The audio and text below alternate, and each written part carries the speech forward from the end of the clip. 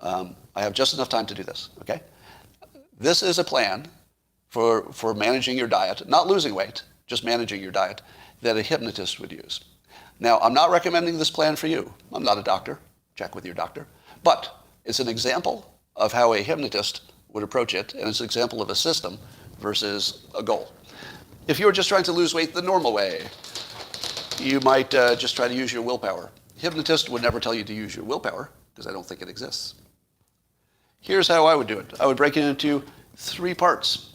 I would first say, let me solve my cravings, because the cravings are the hard part. And I would say to myself, don't worry about quantity. Never let yourself be hungry. Phase 1, never be hungry. Eat as much as you want, but only good food. Broccoli, all you want. Broccoli, broccoli, broccoli.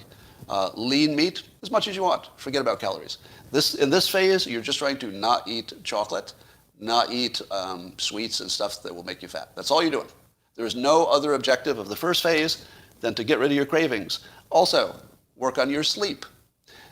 How many of you knew that when you're sleepy, it feels like you're hungry and you can't eat enough? You're like, why does this food not make me not hungry anymore? I'm just eating. It's because you're sleepy.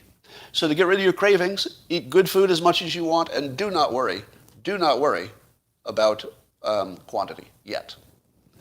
Phase 2, once you got rid of your cravings, move to foods, and this is not doctor recommendation. You should all talk to your doctors before you go on a diet. This is just how I do it, as an example of how you might create your own system. So use this just as one of the things in your mental models that you can go to. I try to shrink my stomach. I'm not entirely sure there's any science to this. Let me be clear.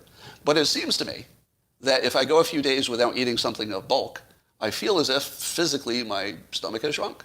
I don't know if that's literally true, but it has the feeling. And so I eat things that are high in protein but small in bulk for a while. Once I feel that eating much becomes uncomfortable, then I go to the last one, which is reducing calories, make sure you have some kind of a fitness plan, and then make it easy to keep off the bad stuff. You have to make it easy for yourself. So don't keep any bad food in the house. If you have bad food in the house, you will eat the bad food.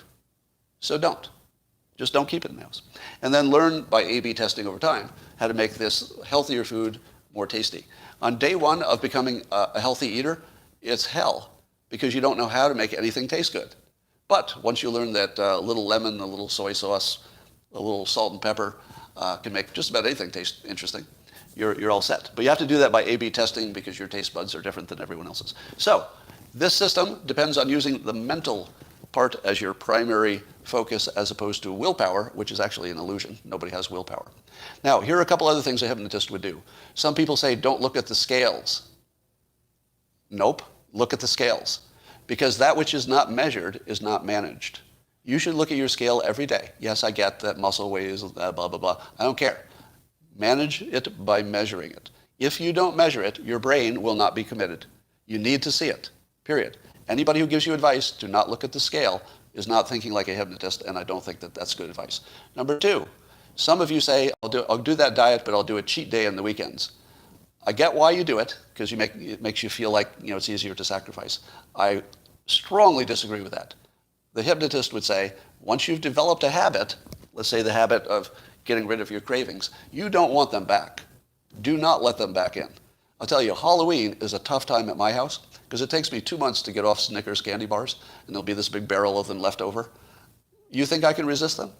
I probably have more willpower, the fake kind, because it doesn't really exist, but the ability to not do things that are harmful, I'm really high up on that self-control list. Like, you probably even could observe it, right? I'm always here for work. Don't weigh too much, right? Yeah, it's obvious that I have some kind of self-control, as we call it. But even I can't keep my hands out of these Snickers candy bars if there's a barrel of them sitting there. I just have to get them out of the house. That's the only thing I can do. So manage things like a hypnotist. Don't have cheat days because it sets you back. Always look at your weight every day. Every single day you should weigh yourself. And then work on your cravings first, shrink your stomach second by low bulk foods. And then go back to your bulky foods if they're healthy, but reduce your calories. It'll be easy by then if you build a system that makes it easy. That, ladies and gentlemen, is your micro lesson on diet. Now, within this system, you have lots of flexibility about what's in and what's out, right? And that's where your individual system comes into play. Some of you might say, I don't really need this middle part. And that might be true. So A/B test it. If you do it without the middle part and it works, keep doing that. The middle part, if you're just listening, is the shrinking the stomach part. So do what works for you, but use this as maybe a starting guide for something that would get you going. All right? How hard is it to eat as much as you want? Pretty easy. Just eat as much as you want, and you'll be full, and that candy bar won't look as good as it did before you were full. That, ladies and gentlemen, is all I have for you today. Probably the most useful live stream of all time. That might actually be true, by the way. That might actually literally be true.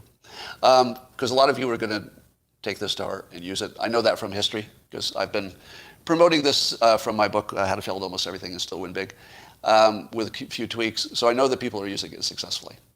So some percentage of you just had your complete life changed around. And that's why you come here. Might not be you this time, but one of these days, I'm going to get you.